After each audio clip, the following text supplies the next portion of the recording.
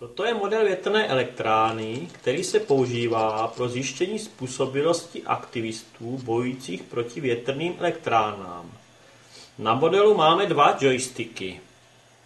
Jeden slouží pro vítr zleva, druhý slouží pro vítr zprava.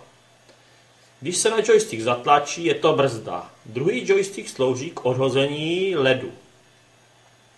Aktivista si vezme do rukou dřevěnou hůlku a snaží se vrtuli roztočit. Pokud se mu vrtule neroztočí, certifikát boje proti větrným elektrárnám nezíská.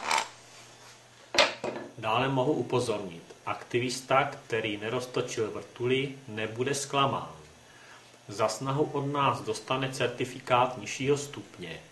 Je to certifikát pro boj s větrnými mlýny.